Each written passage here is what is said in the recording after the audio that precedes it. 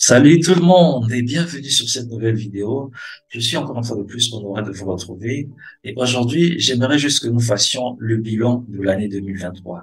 Ce fut une année intéressante avec beaucoup de bonnes choses et aussi quelque chose de moins intéressante, mais à la fin, il faut que l'on tire des bonnes leçons, que je vous situe sur les nouveautés au niveau de l'immigration, les mises à jour qui ont été prises, qui vont vous aider à faire les bons choix en 2024. Alors, vous avez intérêt à suivre cette vidéo, à la partager autour de vous, parce que ça pourra aider plus d'une personne. La première chose que j'ai envie de vous dire, c'est quelle est la situation, en fait, de l'immigration canadienne actuellement. J'ai aussi envie de vous dire que le Canada, c'est une puissance mondiale, au même titre que les États-Unis, la Chine, la Russie. Et une puissance mondiale a quelque chose de très important que vous devez savoir, c'est la puissance économique. Et donc, dans tout ce qu'une puissance mondiale fait, il faut toujours avoir en tête le volet économique de la chose. Et dans les programmes d'immigration, il existe des programmes spéciaux qui sont des programmes économiques. Si je dois le dire en français facile, ce sont des programmes qui font rentrer beaucoup d'argent au Canada, contrairement à d'autres programmes. Je vous donne un exemple simple pour que vous puissiez comprendre. Ici, je demande un visa touristique. Et ici, je demande la résidence permanente. Dans le cas, par exemple, du programme des travailleurs qualifiés, la résidence va être un programme économique alors que le visa touristique, ça n'apporte pas grand-chose.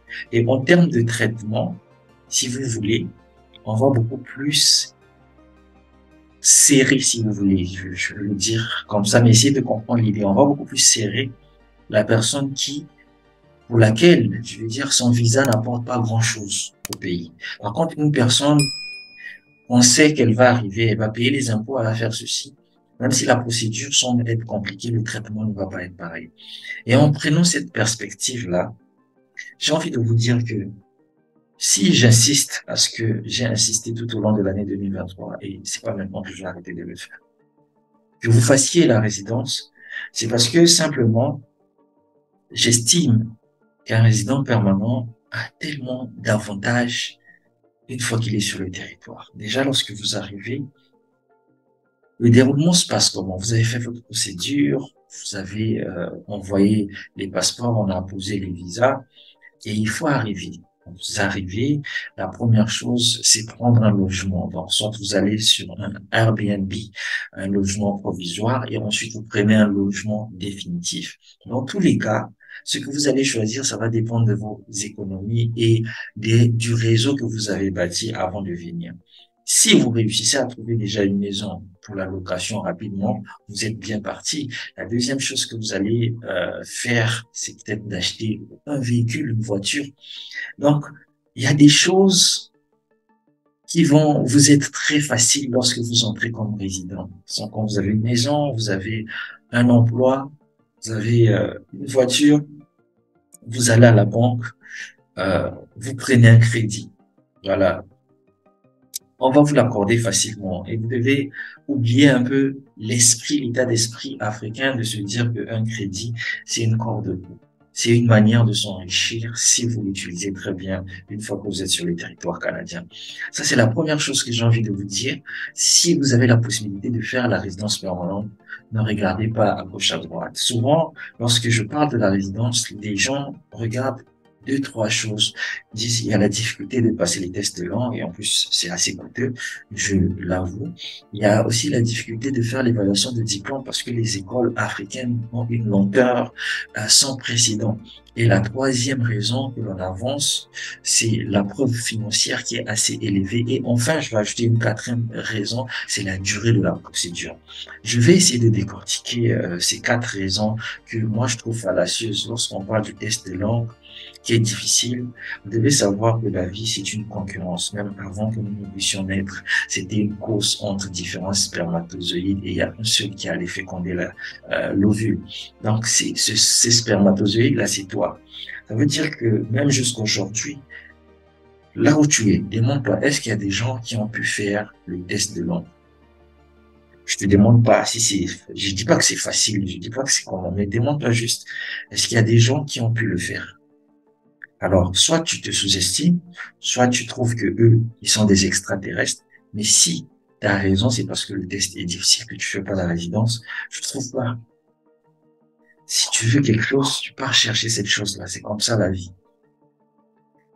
On vous dit que il y a des fortes communautés indiennes dans certaines provinces, des fortes communautés maghrébines. Et malheureusement, si je veux le dire, je salue ces communautés-là, je salue les communautés indiennes, je salue les grandes communautés maghrébines.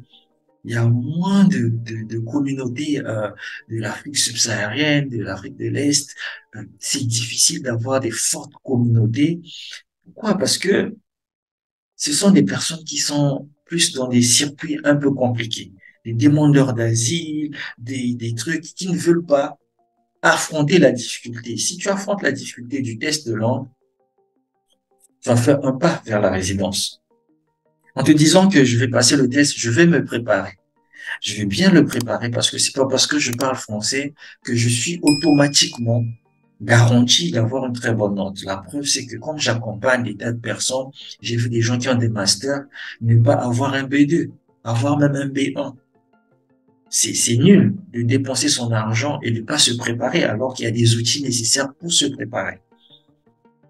Donc, la raison pour le test, demandez-vous simplement s'il y a autour de vous des gens qui ont pu le faire, ça veut dire que vous également, vous en êtes capable. Il y a des gens que je connais qui sont même allés dans un autre pays pour aller passer le test parce que c'était difficile chez eux. Des Camerounais qui sont allés au Congo-Brazzaville, des Camerounais qui sont allés au Nigeria, des Ivoiriens qui partent dans un pays voisin. Mais ces gens-là, qu'est-ce qu'ils ont de différent? Ça, c'est la première chose. La deuxième chose, c'est l'évaluation des diplômes. Non, les écoles africaines ne communiquent pas. Ouais. Est-ce que le fait de le dire, ça va changer quelque chose? Positionnez-vous plutôt sur les solutions. Qu'est-ce que je peux trouver comme solution? C'est le papa qui travaille à l'administration, là. Il a une famille, il a besoin de manger. Quand toi, tu viens lui présenter, non, j'ai besoin qu'on mette mes documents dans l'enveloppe pour l'évaluation. Tu ne lui achètes même pas un jus. Tu ne l'encourages pas. Pourquoi tu veux te comporter comme un Canadien alors que tu es en Afrique? Tu connais la réalité. Et si tu veux que ton dossier aille rapidement, tu dois t'engouffrer parce que tu as un but à atteindre. Tu dois essayer d'aider la personne à aller vite. Et tu sais comment on aide une personne à aller vite en Afrique. Vous allez peut-être trouver que c'est mal jugé. Non, mais c'est une réalité que je suis en train de mettre sur la table. Vous avez ensuite les tests de langue, vous avez l'évaluation du diplôme. À ce moment-là, vous êtes prêt pour faire la résidence. Si du moins vous avez un âge compris entre 22 ans et maximum, pour moi, je veux dire, c'est 43 ans. Parce qu'après ça, je trouve qu'on perd tellement de points. À ce moment-là, on commence la procédure et vous allez rencontrer des difficultés dans la procédure. Mais le troisième facteur, c'est la preuve financière. La preuve financière, ce que je trouve aberrant, ce sont les personnes qui veulent faire l'immigration et qui n'ont pas de compte bancaire. Quel que soit le programme que tu vas faire, aie au moins un compte bancaire. En ton nom, ne compte pas sur le compte bancaire de ton oncle ou de qui que ce soit, aie au moins un compte bancaire. Je pense pas que le compte bancaire, pour le créer, il faut de la gymnastique.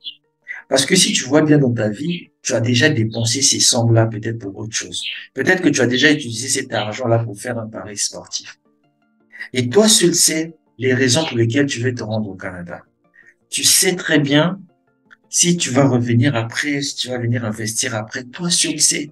Mais pour atteindre cet objectif-là, il faut qu'à un moment donné que tu arrêtes de dire que les procédures canadiennes sont trop difficiles et ça dure trop, qu'il y a trop de trucs, parce que en le disant, tu ne changes rien. La seule chose que tu peux faire, c'est te retirer si tu trouves que ça ne te convient pas. Mais si tu veux vraiment le faire, arrête de critiquer le système, parce que le système là ne va pas changer parce que toi tu le critiques. Ce que tu as à faire, c'est t'adapter. Parce que les gens qui arrivent, ce sont des gens qui s'adaptent, qui sont prêts à payer le prix. Et ce prix-là, c'est avoir la patience. Vous dites que le programme de résidence a duré 2 ans. Qui vous a dit ça? Actuellement, vous venez sur Internet, vous tapez le délai de rentrée express. C'est 5 mois. 5 mois à partir de la sélection. Si vous partez sur Arriva, c'est la même chose. C'est pas beaucoup des mois, ça a été réduit. Si vous partez, encore que c'est un peu plus lent, mais c'est autour d'une année. Si vous prenez le programme des candidats des provinces actuellement, c'est 8 mois. Et ces délais-là, ils varient. Et ils ne reflètent pas toujours la réalité. Parce que quand on met 5 mois, pendant ce temps, j'accompagne des gens qui l'ont en 1 mois, en 2 mois. Ça veut dire quoi? Que les raisons, vous en aurez toujours et vous allez en avoir en 2024. Mais si vous voulez réellement réussir, je dis bien que c'est pas une question d'argent. C'est une question de volonté. J'ai toujours dit aux gens que moi, lorsque j'ai commencé ma procédure, je n'avais même pas l'argent du test de langue. C'est quelqu'un qui m'a prêté de l'argent pour que j'aille passer le test de langue. Si je vous dis que je n'avais même pas l'argent du test de langue, donc c'est la preuve financière que je devrais avoir. Ça devrait vous éduquer. Et sur 90% des personnes que j'accompagne, ou sur 100 personnes, je vais dire que 90% sont dans la même situation dans laquelle moi je me retrouvais. 2023 est passé. Tu as choisi d'aller faire des études qui coûtent très cher et pour lesquelles tu n'as pas pris suffisamment d'informations juste parce que tu as lu sur Internet une vidéo, on a dit, il y a un programme professionnel rapide pour les francophones, ça coûte pas cher. Allez, tu es parti postuler, tu as eu un refus. En sachant que quand tu as un refus, les informations sont stockées dans la base de données. Tu as un numéro d'identification unique. Tes prochaines demandes vont être traitées avec beaucoup plus de vigilance parce que tu as déjà un refus. Alors que, à la base, l'argent que tu allais dépenser, que tu devrais payer pour faire les études, tu pouvais prendre cet argent-là et faire la résidence. De quoi tu aurais eu besoin pour faire la résidence? De 500 000 maximum pour commencer ta procédure. Parce que le test de langue, il coûte pas plus de 200 000. C'est généralement maximum 200 000. L'évaluation de diplôme, ça va pas vous prendre plus de 200 000. Donc, même avec 400, vous commencez votre procédure de résidence permanente. Pour postuler, c'est gratuit. Vous n'avez pas de l'argent à payer sur un quelconque site lorsque vous présentez votre dossier. C'est lorsque vous êtes sélectionné qu'on vous demande de payer des frais. Est-ce que vous comprenez un peu que vous êtes le propre responsable de l'échec de 2023?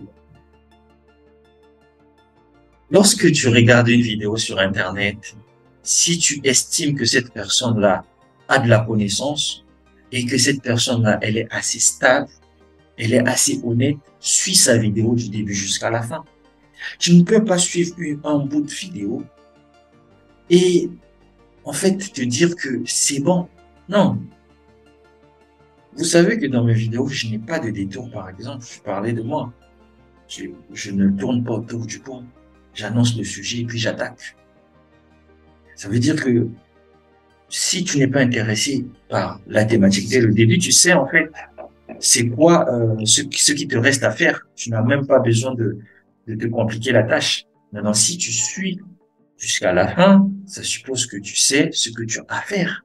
Maintenant, si malgré tout ça, tu suis juste un bout et tu viens poser la même question, pour moi, je sais que t'es pas prêt pour faire l'immigration. T'es pas du tout prêt, en fait. T'es juste enthousiasmé par quoi que ce soit parce que j'ai accompagné des gens qui sont impliqués. J'ai accompagné des docteurs, j'ai accompagné des personnalités, j'ai accompagné des gens. Tu sens que cette personne veut réaliser la chose. Et quand elle a fini avec la chose, elle passe à autre chose. Mais vous sautez de programme en programme parce que vous avez suivi une vidéo qui vous a dit que au Canada Atlantique, on veut des personnes qui n'ont pas le diplôme. Tu sautes à gauche, tu vas là-bas, tu vas là-bas. Et parfois, je suis désolé, récemment, il y avait eu une annonce du ministère du Québec. Il y avait Christine Fréchette et le ministre du Québec qui sont venus annoncer que désormais, ils vont favoriser les programmes de résidence au détriment des programmes temporaires. Les gens commencent à dire, ah oui, les visas vont devenir difficiles. J'ai vu des vidéos sur Internet, je suis désolé. Le Québec, c'est une province comme le Manitoba, comme le Nouveau-Brunswick. Les décisions du Québec n'engagent que le Québec. Le visa visiteur ou le permis d'études est traité au niveau du fédéral. Et le fédéral n'a pas dit ça. Le fédéral a plutôt augmenté le coût de la preuve financière pour les études. Avant, c'était différent, mais maintenant, il faut avoir d'abord 20 000 $ et ensuite, au-delà de ces 20 000 $, il faut venir ajouter le montant que tu dois payer sur une année ou sur 2 ans pour tes études pour avoir la preuve financière. Donc, c'est ce qui a augmenté. Ça veut dire que maintenant, pour étudier au Canada, ta preuve financière, ça va généralement tourner autour de 40 000 $, 45 000, 50 000 $. Mais les gens qui ne prennent pas suffisamment des informations et qui vous induisent en erreur, c'est parce que vous n'avez pas le temps d'aller sur le site et de vérifier les informations. Ce que je dis, vous pouvez aller sur le site, vous vérifier. C'est ça. Et même à l'église, quand un pasteur te prêche, s'il a lu un verset biblique qui n'existe pas, toi, tu as le droit de lui dire, ah non, non, là, vous avez fait, je pense que vous avez omis, voilà ce qui est dit.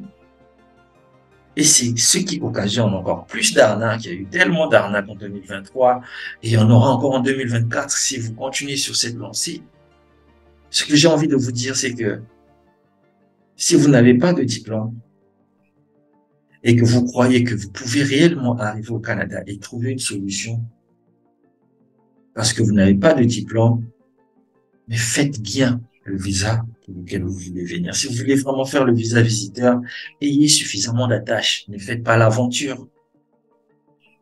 Ayez suffisamment d'attaches. Quand je parle des attaches, suffisamment de ressources financières, suffisamment des éléments qui prouvent que vous avez des biens au pays, suffisamment d'éléments qui garantissent que vous pouvez y retourner. Et une fois que vous êtes sur place, n'allez pas dans les grandes métropoles où tout le monde est. C'est pas là que la grande demande en emploi se fait. Allez dans les régions, là où vous cherchez. Faites du porte-à-porte. N'ayez pas peur, c'est votre destin qui est en main, que vous payez un recruteur ou pas. Faites du porte-à-porte. Prenez des renseignements, soyez courageux, préparez-vous financièrement parce que vous aurez besoin d'argent pour faire ce tour. Vous êtes comme un touriste, mais vous êtes en train de visiter les employeurs, vous êtes en train de leur présenter. Quand vous discutez avec un employeur, si vous êtes convaincant, oh là là, ça va bien se passer. Ça va bien se passer, surtout si vous êtes dans un endroit où il y a vraiment de la demande. Mais si par contre vous êtes admissible à la résidence, qu'est-ce que vous allez faire au visa visiteur? Parce que lorsque vous rentrez dans ce circuit de visa visiteur pour passer ensuite à la résidence, ça va vous prendre peut-être 3 à 4 ans, alors que vous pouvez rentrer comme résident et vous avez tous les avantages nécessaires. Tous les avantages nécessaires. Créer une entreprise à vous, étudier pendant que vous travaillez, des meilleures situations pour vos enfants, des meilleures allocations. Qu'est-ce qu'il faut demander de mieux? Et ensuite, vous pouvez rentrer chez vous en Afrique, faire votre business et rentrer quand vous voulez. Mais lorsque vous êtes en visa visiteur, en permis de travail, vous êtes limité. On appelle ça de la prison. Voilà, en gros, ce que vous devez retenir. Le permis de travail aussi, c'est une bonne chose. Mais le permis de travail, c'est l'une des choses qui demande la meilleure précision qui soit. Lorsque vous écrivez un mail, sachez que les recruteurs ou les employeurs n'ont que 2 secondes pour vous trier sur le lot. Il y a tellement des millions de personnes qui postulent. Et si vous ne vous démarquez pas dès les premières minutes, dès les premières secondes, c'est fichu pour vous. En plus de ça, vous avez un handicap. Vous êtes hors du territoire. Vous êtes hors du Canada. Alors qu'il y a des personnes en concurrence avec vous qui sont déjà sur le territoire. Donc, vous devez réfléchir d'une autre manière. Je vous ai dit, vous devez créer un compte LinkedIn. Vous devez, si vous êtes un manœuvre, vous vous filmez quand vous êtes au travail, vous postez vos accomplissements sur votre compte LinkedIn et vous recherchez des employeurs qui travaillent dans votre domaine sur Internet. Vous les tapez sur LinkedIn, on va vous donner des agents qui travaillent dans ces entreprises-là. Si vous leur demandez l'amitié, que vous demandez des amis, on va commencer à suggérer votre profil à d'autres personnes du même domaine. Et si ils viennent visiter votre profil, ils voient vos accomplissements, ça fait en sorte que ça bâtit votre réseau. Mais vous ne comprenez pas tout cela et malheureusement, l'année va finir, vous n'avez pas trouvé d'emploi. Vous n'avez pas réussi avec votre visa. Vous n'avez pu rien faire parce que vous étiez paniqué à regarder les vidéos de gauche à droite. J'ai envie de vous dire que je connais pas beaucoup de personnes très honnêtes et très droite sur Internet. J'ai cité souvent Khalil Morkraoui. que je considère beaucoup comme mon mentor, qui fait que sur le Nouveau-Brunswick, parce que c'est là qu'il est installé, il fait que la résidence, une personne très droite, très stricte dans le travail et qui donne des informations véridiques. J'ai aussi cité Merwan Abed, qui est au Manitoba, à Winnipeg, qui donne de très bonnes informations. Sa chaîne, c'est Jimigre au Canada. Donc, vous pouvez le retrouver, Jimigre au Canada pour Merwan Abed. La chaîne, vous pouvez taper sur YouTube Khalil. Khalil s'écrit avec K-H-A-L-I-L, Montraoui, qui est au Nouveau-Brunswick. Et puis, voilà, il y a d'autres personnes qui aussi sont là, mais qui parlent beaucoup trop. Et puis, à la fin, voilà, il n'y a pas grand-chose. C'est pas vraiment pour critiquer. Mais je me dis, euh, c'est pas parce qu'il y a beaucoup de nourriture au marché qu'il faut tout acheter. Voilà, on achète ce qui est important pour notre cuisine et ça suffit, ça s'arrête là. 2024 sera une bonne année, pas parce que c'est une bonne année. Ça sera une bonne année parce que toi, tu auras pris les mesures nécessaires pour affronter chaque épreuve. J'ai toujours eu l'habitude de dire que à l'école, pour passer en classe supérieure, on devait affronter les épreuves. S'il y avait les mathématiques, il y avait un devoir. Si tu fouilles le devoir, tu as zéro. Et ce que vous faites en immigration, lorsque vous avez peur de passer le test, peur de faire l'évaluation du diplôme, c'est ça, fouiller le devoir. Alors, je suis pas là pour vous dire, venez, je vais vous accompagner. Vous savez, j'ai déjà plein de candidats. Voilà. J'ai même pas besoin de faire le marketing parce que les gens que j'accompagne lorsqu'ils réussissent, c'est ces mêmes personnes qui m'envoient d'autres personnes. Mais si vous le faites vous-même, faites-le bien. Et si vous voulez que je vous accompagne, je vous envoie les tarifs. Lisez au moins les tarifs. Vous savez, il y a des gens, tu leur envoies des tarifs parce que tu supposes qu'il va lire. Il y a tous les détails. Il dit, si vous voulez faire tel programme, c'est temps. Voici l'avance, voici.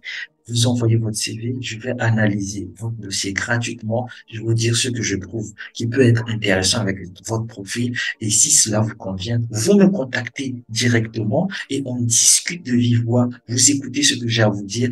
Vous me donnez aussi votre point de vue. Et si ça ne vous convient pas, vous faites votre procédure vous-même. Mais il y a des gens qui ne sont même pas capables de lire. Mais vous êtes des personnes très faciles à arnaquer. Une personne qui n'est pas capable de lire assez longtemps ce qui est écrit, c'est une personne qui est facile à arnaquer.